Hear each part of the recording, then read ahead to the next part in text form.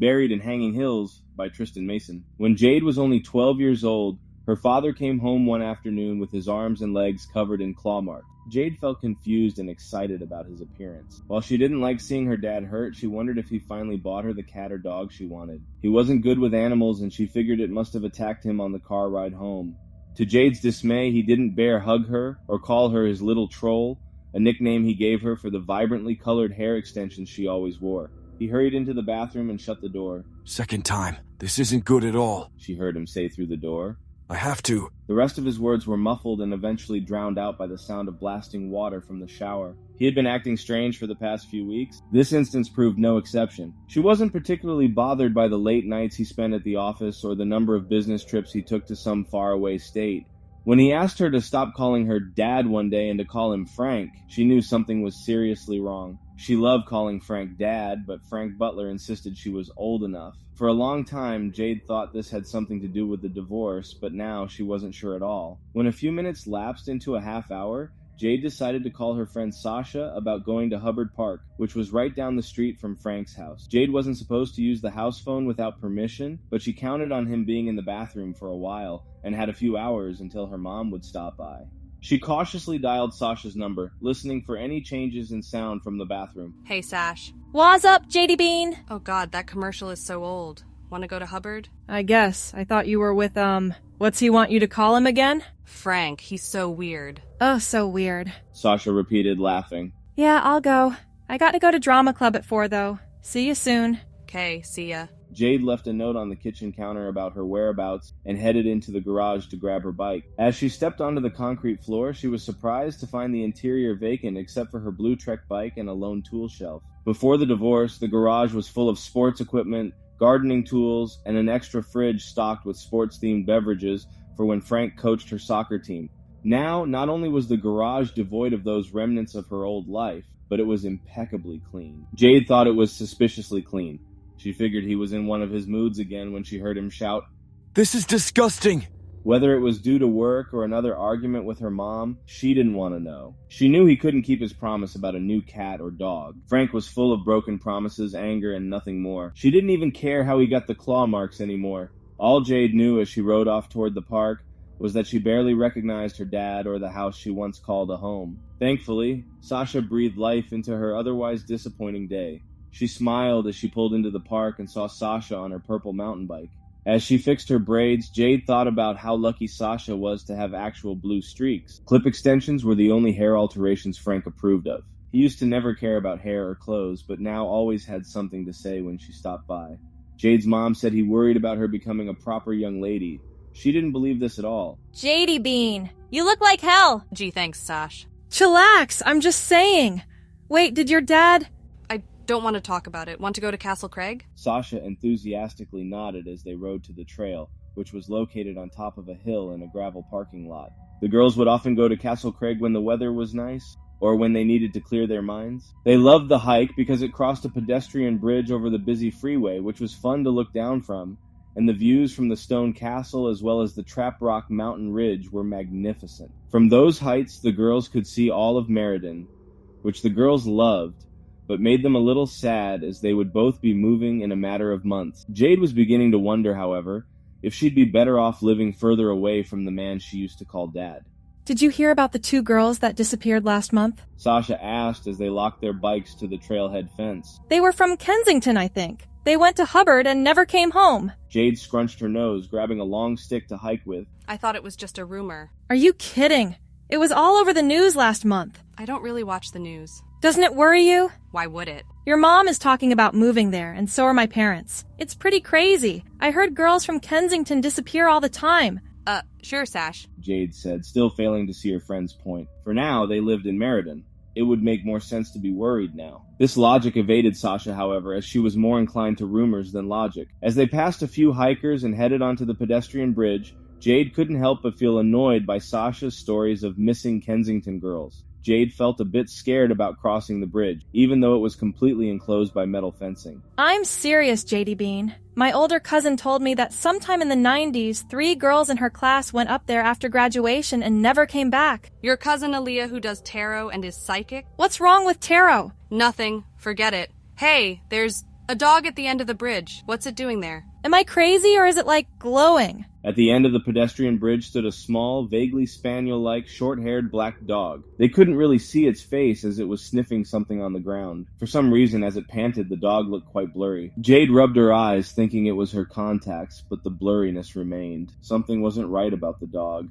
As they walked over the bridge in caution, it still seemed blurry and wouldn't look at them. The dog wasn't fazed by the girl's loud footsteps or the booming traffic below. Jade could almost see the glow Sasha mentioned, a small layer of fog circulating its body. Are you seeing what I'm... Don't move. Jade stuck her arm out as the dog finally looked up. Its eyes were deep brown and strangely sad. The dog opened its mouth to bark. No sound came out. I don't like this. Let's get out of here. Jesus Christ, Sash. Despite Jade's inhibitions, Sasha continued over the bridge. Jade suddenly felt dizzy, unsure if she should be looking at the road below or the strange dog that made no sound when it barked. Don't touch it! It might be lost. Sasha said several paces ahead. Reluctantly, Jade sprinted to the edge of the bridge. As they both stopped before the strange black dog, the layer of fog disappeared. It still seemed kind of blurry though, and its eyes looked even sadder than before, even though it was still panting as Sasha stroked its back. Maybe Jade needed new contacts. This seems weird, but does it seem kind of blurry to you? Sasha paused and thought for a moment. Yeah, and cold. Feel this. Sasha forced Jade's hand onto the dog's back. It seemed really cold, as if it had just stepped out of a walk-in freezer. She couldn't make sense of the blurriness either. The dog was sitting right in front of them. She remembered the Photoshop program she used in computer class and how her teacher taught her how to blur objects. None of this made sense. Images could blur, not real-life animals. Whether it was the dog's sad brown eyes, its thin black fur, or short wagging tail,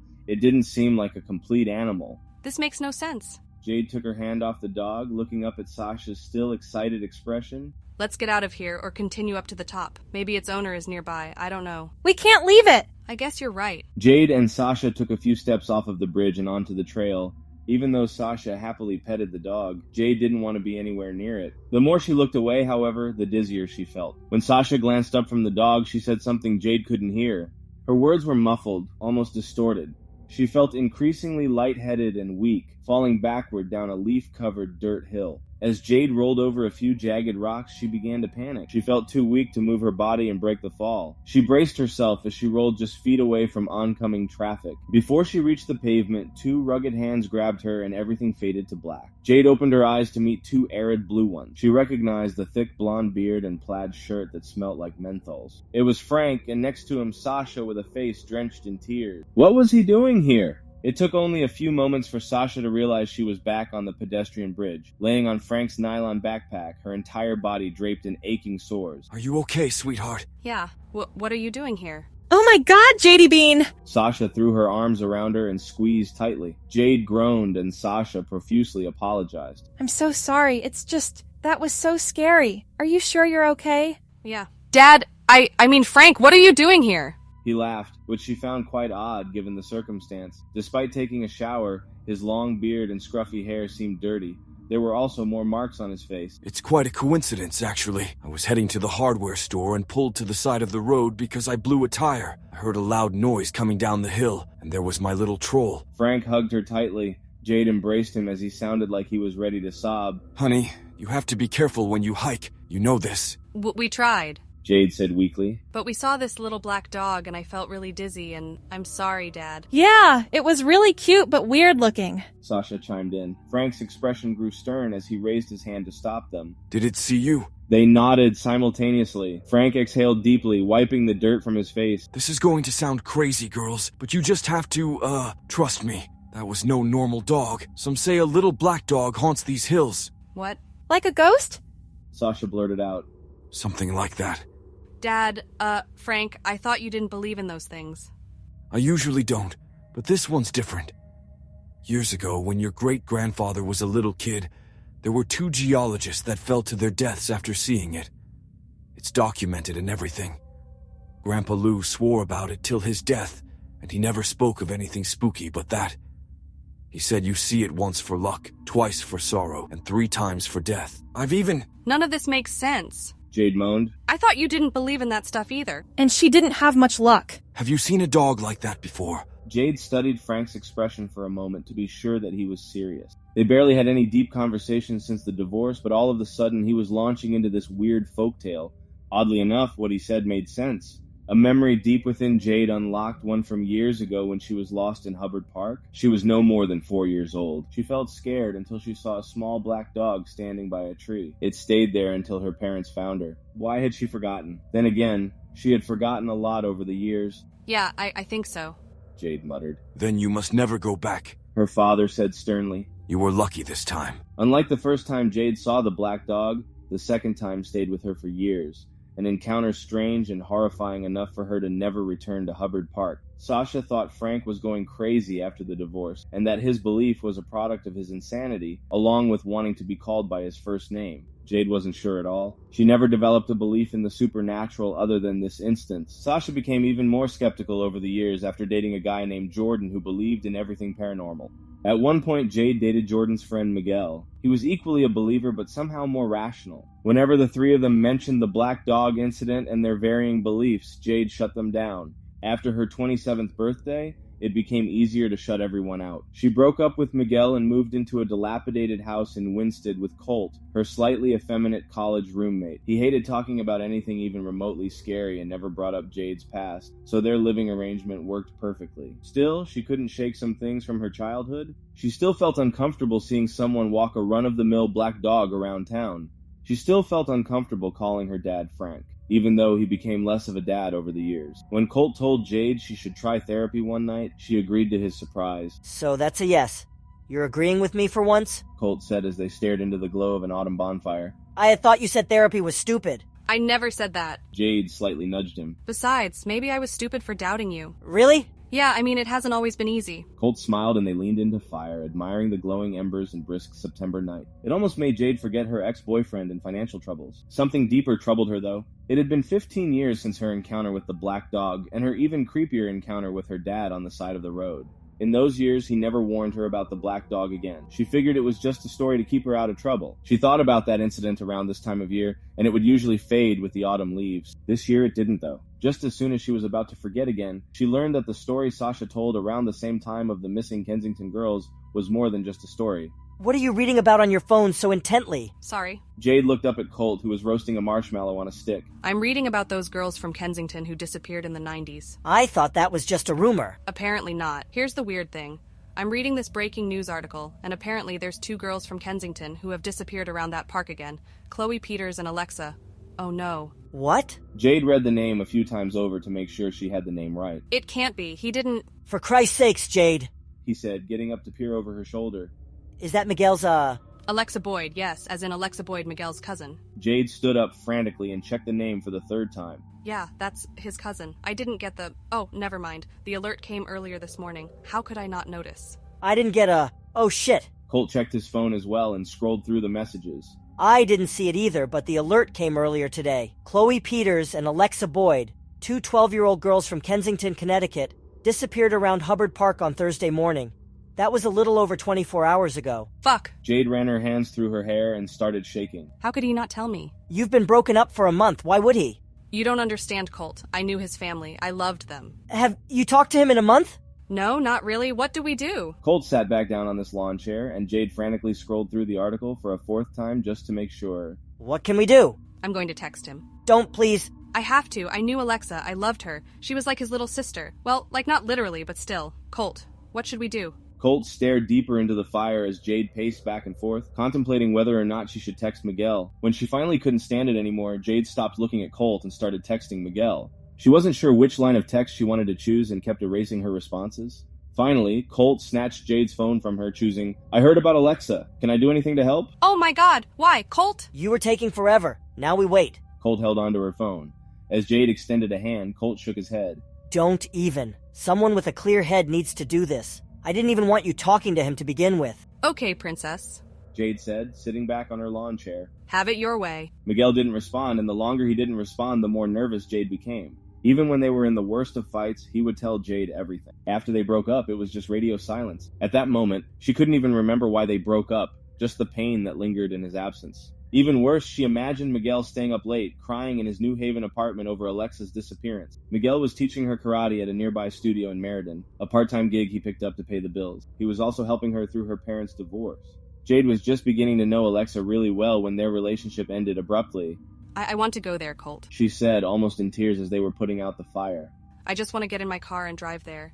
He shouldn't be alone through this. Jade, I know you still. How do I put this? It's 10 at night and you haven't spoken to each other in a month. I don't care how late it is. He shouldn't be alone through this. I don't care what happened to us right now. Alexa means everything to him, and God knows he— She couldn't finish that sentence without a teardrop trickling down her cheek. She stopped herself and stormed inside their house, headed into the living room, and turned on the small boxy television they had kept since their college years. The reception was super glitchy. After nervously slamming the remote into her palm, she flipped through several channels before stumbling upon the 10 o'clock news. She waited anxiously as a female reporter brought up their featured story. A tragedy in Meriden, Connecticut. Ann Naveen proclaimed, locking eyes with the camera. Her well-dressed co-anchor, Dan Patricks, looked on stoically as footage of police and a search and rescue team patrolling Hubbard Park rolled across the screen. 12-year-old Kensington girls Chloe Peters and Alexa Boyd disappeared on their way to Hubbard Park Thursday morning. An Amber Alert has been issued, and police and locals have engaged in a non-stop search for the two girls. Jade and Colt looked on helplessly as an anchor interviewed an older couple in the park. The text on the bottom of the screen made her stomach churn. The search for missing Kensington girls underway. While the couple admitted that they hadn't seen the two girls, they confessed to spotting a strange man in the woods on their way up to Castle Craig. My husband and I were walking up around. What was it, honey? 6? The older man nodded. We didn't see the girls, but we did see something strange. There was this tall man in the woods. I don't know what he was doing there. He was, let's see, maybe 6 feet, long blonde beard, some kind of baseball hat with a bird on it, and smelled like menthols like my Morty used to smoke. He waved at us and walked away. It was so strange. I don't know what he was doing there. An aggressive headache overwhelmed Jade's senses as the reporter continued on about police cautioning the public that there were no suspects yet, but to keep a watchful eye. The woman's description of the blonde beard and stench of menthols took Jade instantly back to her childhood. Even Colt, who only met Frank once during college, gave Jade a look. The woman gave a universal description. She saw my dad, I mean Frank. I was about to say. What the hell was he doing in the woods?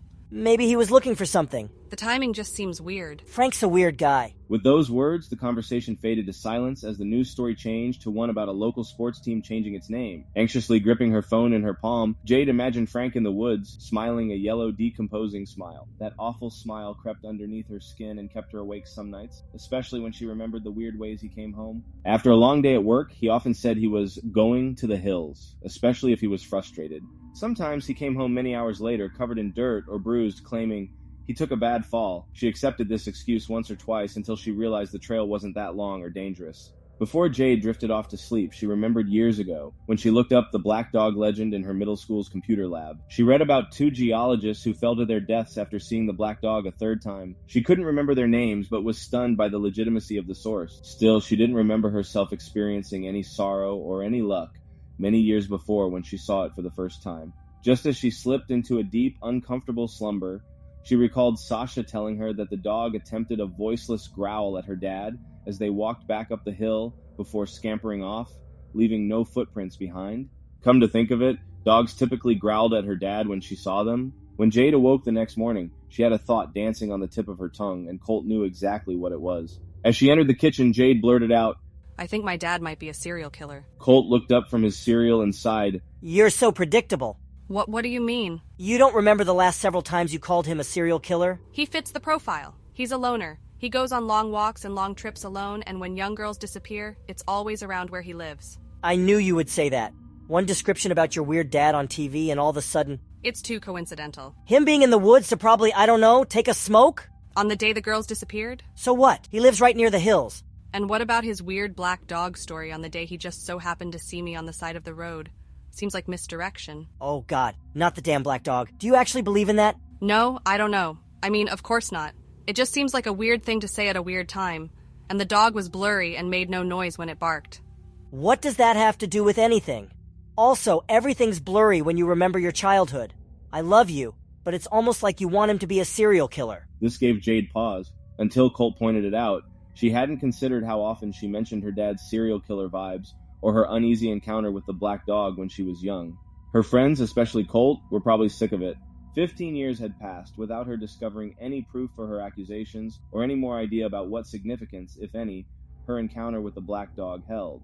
I can't believe I'm saying this, but would you like to go to Hubbard Park today? She nodded enthusiastically. I'm not sure what we could do. Maybe it will give you peace of mind. Maybe we can help. I'm not sure how, but okay. After finishing their breakfast, they put on their barely used hiking shoes and Colt drove them to Hubbard Park. On the way there, Jade kept refreshing her messages, hoping for any sign of Miguel. She even deleted several messages in hopes that they would be delayed, but hope, like anything else, was futile. Instead, she stumbled across an article in which a woman named Haley insisted that the disappearance of Alexa and Chloe was connected to the disappearance of her friends Krista and Eve in the late 90s. The woman discussed spending years searching for her friends with a suspect in mind, but no conclusive evidence. Jade wasn't sure if she had omitted the suspect's name or if the news site chose not to publish it at all. Check this out. Mere seconds after Colt pulled into the dirt lot by the trailhead, Jade shoved the phone into his hands. Don't just nod. Read. Haley Brunel believes the disappearances of her friends in 1999 are connected to the tragic disappearance of... Yeah, so they might be. What's your point? Read a little bit further. Brunel believes that her friends are no longer alive. Well, that's dark. Yes, I'll read on. And fears they might be buried somewhere in Hanging Hills. Authorities state there is no reason to believe this at this time and will continue their search for Alexa and Chloe. I believe her. You don't know her. Does that matter? I know you're overwhelmed with all this. Let's just take things one step at a time. As the twosome walked onto the dirt trail, they remarked how quiet and empty the trail was for a Saturday morning, with the exception of a guy speeding by them on a mountain bike. No matter how hard Colt attempted to make idle conversation, she couldn't shake the thought of the girls from different decades meeting the same fate. She couldn't shake the thought that Frank was somehow involved. Jade felt her mind and body slip into autopilot as Colt droned on about his own relationship troubles and how steep the hill was. Colt didn't have the body type or demeanor for hiking, so they took a short break halfway up the hill. He sat upon a rock, griping about how they should have packed a water bottle. She paid no mind to his banter as she saw a figure standing at the top of the trail that stopped abruptly at a winding road. She could recognize the wavy, shoulder-length brown hair, slightly muscular build, and well-worn Nirvana smiley t-shirt from anywhere. He was staring at something across the road. Miguel? Jade felt the trembling intonation of her voice as she met his surprised but despondent expression. Sorry, didn't mean to scare you. He shook his head and gave her a faint smile. Hey guys, I'm sorry I didn't return your text. I've been out here for hours. I'm so... Miguel raised a finger to his lips. No offense, guys. I don't want to hear that right now. I've heard too much of that over the past 2 days. Jade struggled to find the right words. Look, we're here to help. Thanks, guys. I'm not sure what we can do. I'm not sure how to start. The police searched the area with their dogs over the past 2 days and didn't find anything. They've moved on to other areas. Jade wanted desperately to put an arm around his shoulders, but stopped a few inches short of the small of his back. But you're not convinced. Miguel shook his head and sighed, running his fingers down the dark circles under his eyes. They were going to Castle Craig. It was their hangout place. I know this sounds crazy, but I don't think they'd be anywhere else. It doesn't sound crazy, Colt said. Your cousin's a badass hiker like you, and I'm sure her friend is too. Miguel smiled. Thanks for treating her like she still exists. My whole family. They act like she's gone. It's been less than 2 days, and they're simultaneously talking about preparing for the worst and praying to God for her return. I don't want to do any of those things. It doesn't help, guys. Clenching his fists and holding back tears, Miguel motioned for them to step onto the road. I've been all over these godforsaken woods. The only place I haven't been yet today is Castle Craig. People are idiots, so we have to be careful walking up. Colt and Jade nodded as they crossed onto the left side of the road. Have you found anything at all? She noticed he was skinnier, and not in a healthy sort of way, but skinny like the month his adopted father took ill when they were in college. She noticed bruises coursing the length of his arms, not the kind he usually incurred from a karate match, but the kind of bruise one would receive from a great fall. Just some footprints off the trail, but I don't have the type of expertise to tell what those are. Times like these make me wish my Uncle Tony was still alive, Colt remarked. They could see the tower from their vantage point, and surprisingly few cars in the parking lot surrounding it. He was a detective. Miguel reclenched his fists. Maybe yours would take this investigation more seriously. Hey, Jade, you okay? The three of them turned around to see a small, vaguely spaniel-like, short-haired black dog. Jade felt all the hairs on her neck pierce her skin as the dog sat by the curbside, happily panting but without a sound, as Miguel and Colt eagerly pet it. Just like years ago, the dog looked simultaneously blurry and vibrantly clear, especially its brown and strangely sad eyes. Her father's haunting words 3 times for death echoed through her mind along with the guy's oblivious laughter. I needed this today, Miguel said, smiling.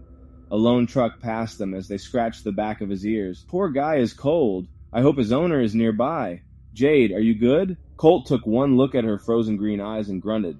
Oh, God. You think that's the black dog, don't you? Miguel looked at her as well. Oh no, I remember now. Jade, that's not... 3 times for death. I'm going to die soon, Jade murmured, unable to move any part of her body. That's a ghost dog, all right? Colt said, laughing and nudging Jade. Ease up on her. Miguel placed an arm around her back. It's just a dog, Jade. It's really friendly, too. It looks young, too. It can't be the one you saw years ago. 3 times for death, Jade murmured again.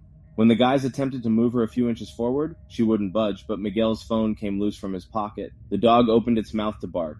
No sound came out, which, infuriatingly to Jade, didn't faze them one bit. But when the dog grabbed his phone like it was a chew toy and began to run, Miguel shouted, "Damn pooch!" and began to chase it back toward the road. Colt followed stragglingly along. Guys, don't! Jade finally managed to shout as they sped back down the road and toward the trail. As the dog ran, it looked increasingly blurry, and not just because of its speed. It also had a slight misty aura around its body. Watch out! The dog dashed down the hill they walked up, and then several paces off the hill. For a moment, the dog looked like it was floating across the decaying leaves. They didn't pay attention to where they were running as they struggled to keep the dog in sight. All at once, they tripped over a jagged rock and tumbled down a hill far off the trail, which was thankfully mostly leaves and dirt. Jade reached out to find anything that would break her fall as she saw Colt somersault past her. They were free-falling with the dog still in sight. Jade wondered if this was really it, the 3rd time Frank and her grandfather warned of. Perhaps she would face the same fate as those geologists, falling to a dark and terrifying demise. Just before she thought of praying to some deity she wasn't sure she believed in, they stopped rolling. Miguel was the first one to stand up, shouting obscenities before bending over to help up Jade first and Colt, who almost pulled him over. They checked each other for blood and broken bones. When they were satisfied that they were bruised but stable, they spotted the black dog in front of a shovel staked upright into a mound of dirt. Miguel's phone lay on top of the mound. When he reached for it, they saw the dog growling at the shovel, but like it's panting or bark without a sound. Oh my God! That's a gravedigger's shovel! A really old one, too! Colt said. My grandpa brought one of these home from a crime scene once. That's so eerie. Miguel reached to grab the shovel at its handle, but Jade gripped his wrist. What? What is it? I think we're standing on a burial plot. They jumped back a few paces. The mound of dirt was outlined in a near-perfect rectangle of about 5 feet in length and maybe a couple in width. That's a human body under there! Jade stammered. She was certain enough to make that claim, remembering her late uncle's burial years back. We've got to find our way out of here and tell the police. Yeah, Colt said, visibly shaken by the scene. Jade was breathing heavily when the dog rubbed his head against her leg. Hesitantly, she looked into its sad brown eyes and touched its frigid back. She was certain this was the same dog she saw years ago. Why it wasn't invisible like a ghost, she wasn't sure, but it didn't seem menacing one bit. Despite how young and short the dog looked, its touch indicated it was an old soul, one that lived perhaps countless lifetimes. I'm sorry, Jade whispered to the dog. You were trying to help. Miguel, drop the shovel! Colt suddenly shouted. Miguel was digging tenaciously into the dirt, tears streaming down his cheeks.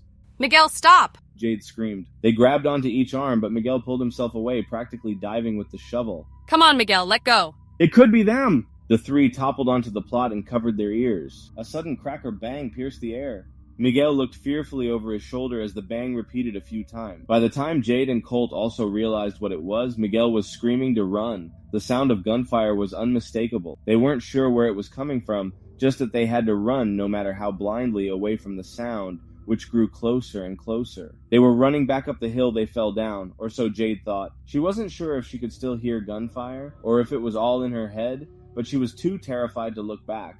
For a moment, Jade thought the dog was running beside them, but when she turned to her left, she saw Colt starting to lag behind. She yelled for Miguel to slow down, grasping onto Colt, who was practically hyperventilating as they finally crossed back onto the main trail. They no longer heard the sound of gunfire. They fell to their knees, coughing and wheezing, struggling to gain awareness of their surroundings. Colt doubled over and vomited onto a pile of leaves. Jade grabbed onto his back, and he emptied what little contents he had left from a light breakfast. I'm sorry, Colt uttered weakly. No, honey. Jade said. It's not behind us anymore. Miguel, if you have service, call the police. Miguel nodded and pulled out his phone, which only had a couple of bars. As the dispatcher picked up, he anxiously glanced over his shoulder for any unwelcome sound or figure. Hello? Hello? Yes, my name is Miguel Boyd. My friends and I were hiking the Hanging Hills Trail from Hubbard Park and, yes, in Meriden. We found a gravesite and heard nearby gunfire and, God damn it, no. Before he could relay any more information, his phone drained to black. You gave them enough info. Jade said, noticing her own phone was dead as well. Colt, do you have... Never mind. You left it in the house. God damn it. Do you think we're safe, Miguel? Colt stood up slowly, wiping some vomit from his lip. I don't want to find out. Miguel fixed his shirt and then looked up at Jade's watery green eyes. Let's get the hell out of here, not run, just walk with intention. Hopefully, by the time we reach the trailhead, the cops will be here. The three of them walked side by side in silence over the footbridge and back to the parking lot. There were still no hikers on the trail. Jade didn't know what to say. She was both terrified and relieved. The dog she feared for all those years was nothing to fear at all. She wasn't sure if it was a spirit or some type of immortal entity, but it wasn't the evil creature Frank or the countless individuals that encountered the dog made it out to be. If anything, it wasn't angry at the people who saw it for a second or third time, but trying to seek help. Something far more evil lurked within those hills. The black dog was warning of that evil. At that moment, Frank's fear all those years ago seemed infinitely less likely to relate to a curse or legend. When they reached the trailhead, a single police cruiser sat idling in the parking lot. The three of them rushed over to the lone officer who was caught off guard as they gathered around him. After motioning for them to calm down, and that he could only hear one person at a time, he took their statement. They told the officer every excruciating detail, which he recorded on his mobile laptop. Jade even told the officer about the black dog, which caused him to look up and wince before continuing to type.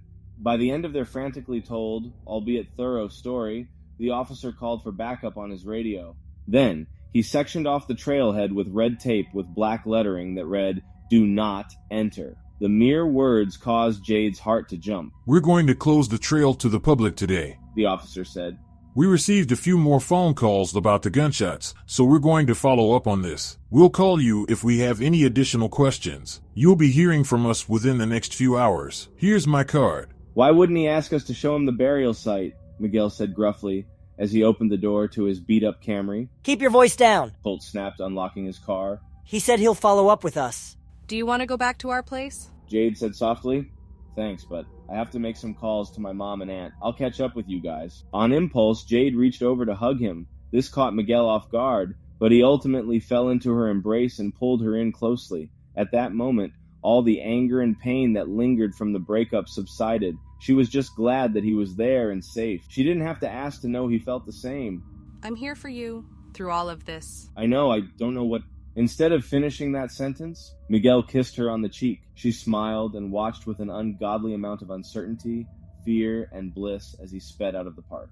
Colt sighed and hugged Jade as well, apologizing for the vomit that splattered onto her shirt, which caused her to snort laugh. They drove in silence all the way back to Winsted. In the silence, Jade, of course, thought of everything they had been through but kept coming back to the shovel. She was almost sure she had seen that type of shovel before. As a teenager, Frank tasked her with mowing the lawn every other visit. If she remembered correctly, that shovel lay in the shed with the lawnmower. The memory was so clear because she remembered how unusual it was for Frank to own it. It would be another day and a half before the officer returned their call with the unfortunate news that they neither located the burial plot nor the man with the gun. This caused Miguel to angrily return to the hills without Jade or Colt's knowledge. After searching late into Sunday night, he never found the plot either. It would be only another week before the news coverage died down over Alexa and Chloe's disappearance. Miguel took up extra hours at the karate studio and Colt at the Bushnell to get their mind off of their anxieties. Jade grew sick of seeing the same regulars at the brewery, especially being hit on by them, so she called out the following Saturday. That day, Jade drove aimlessly throughout Meriden, not sure what she was looking for that the police didn't already find. Other than a few missing person signs around town, she didn't uncover much. She knew she wanted to stop by Frank's house. When she reached the street, she thought about pulling into the driveway until she saw his car wasn't there. The lawn and bushes looked overgrown as if he didn't live there anymore. Jade couldn't remember the last time she visited his house, just that he never neglected yard work. Just when she was about to car around, she noticed a woman sitting in a parked SUV across the street. Without much forethought, Jade pulled up behind the SUV and parked, cautiously approaching the driver's side window. On any other day, she wouldn't have been as brave, but the stern look on the face of the woman with jet black hair spiked her curiosity. The woman rolled down the windows. Jade rocked back and forth on her heels and gulped. Yes, can I help you? Her voice was both stern and dismissive. I already told the other neighbor that I'm not fucking leaving until the cops come. No, Jade said hoarsely. I have a feeling we're here for the same reason. Yeah? What would that be, honey? The woman was probably in her late 30s, but her vast crow's feet made her appear much older. On her lap lay a pair of sunglasses and a stack of photographs. You one of Frank's whores or something? Well, I got news for you, honey. I'm not. I'm his daughter. This gave the woman pause. No shit. All these years and I never saw his family around. Some father he must be. What's your name? Jade. Jade, do you know who the hell your father is? Do you know what the hell your father is? Reluctantly, she nodded. I think I know, but I don't want to. Shit, hun. She said, stepping out of the vehicle. The woman was maybe 5.5 feet, but carried herself like she was much taller and unafraid of anything. You have to. I'm sorry to break the news to you, honey, but 17 years ago, your father killed my friends. Oh God, you're Haley Brunel. Jade felt her whole body go numb. She never thought she'd have her suspicions confirmed all those years later.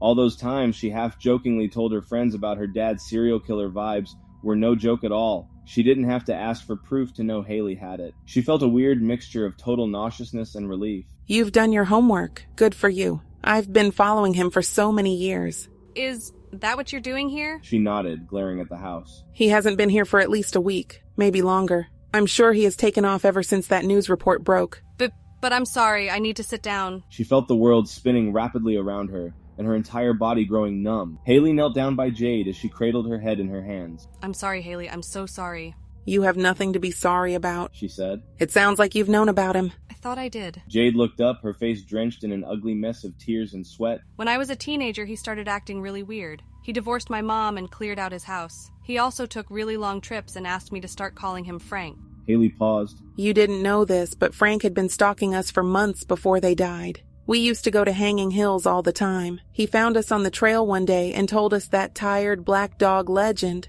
I'm not sure what the hell he was doing there, but he saw us on the next several trips. He told us how pretty we were, and I'm not sure if you want to know more. I do. That's disgusting. He told me the same thing. I feel sick.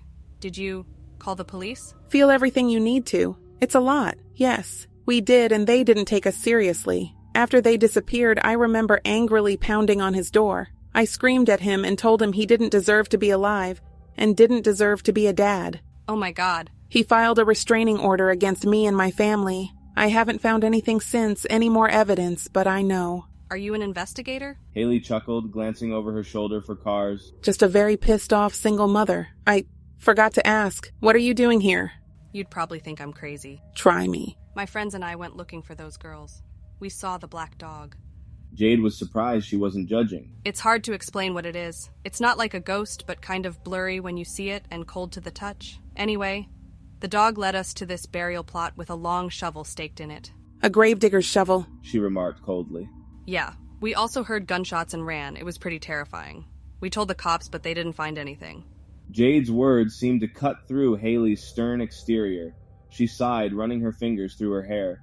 The last time Krista, Eve, and I went there together, we saw the dog too. It led us to the same kind of plot. When we told the cops about what we found about Frank following us, they didn't go out there. It makes sense, Jade said sadly.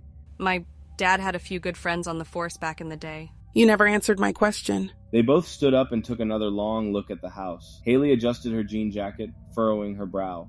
Jade glanced at her, lower lip slightly trembling. What are you doing here? When I was a kid, I saw that shovel in his shed. I wanted to see if it was still there. We can go look. We just have to watch out for the neighbors. They crept across the street and into the tall grass. Jade peered through the window while Haley scaled the side of the house. The interior was completely vacant, save for a lone, unplugged lamp on the hardwood floor. Jade scrambled to the side and noticed the garage was vacant too, and the windows were collecting cobwebs. As they entered the backyard, she could see from the single-hung windows that the kitchen was completely stripped of its appliances. Take a look at this. Haley had busted the lock to the gray saltbox shed. Jade hurried over. They stared, jaw agape, at the red writing hastily scribbled all over the walls and floors. There were several names and dates repeated in different lengths. Oh my God. They saw the names immediately. Eve Cross and Kristen Nolan, 1999. Haley gasped and clasped a hand over her mouth, her tough exterior slipping into one of absolute shock and terror. There were several other names they didn't recognize. Allie Sheelan, 1992, Naomi DeLeon, 1994, Ricky Johnson, 2006. Jade wrapped an arm around Haley's waist as they saw the next two names, Chloe Peters and Alexa Boyd. No date followed. She wondered if she should take the sign as a positive one, an indication that their fates hadn't been sealed yet. There was another name in the far corner, one with an L that she couldn't quite make out. I'm going to check inside the house, Haley said, her face flushed and pale. Just to be sure the girls aren't there. You should call the police and let them know what we found all these years. Yeah. Jade said. Be careful. It was all too much. Her mind couldn't tell her body to reach for her phone. The names paralyzed her with fear. The closer she looked, the more she found in the far corners of the shed. Victoria Malcolm, 1991. Billy Smith, 1989. Nikki Lamrick, 2002. Mayella Cruz, 2009.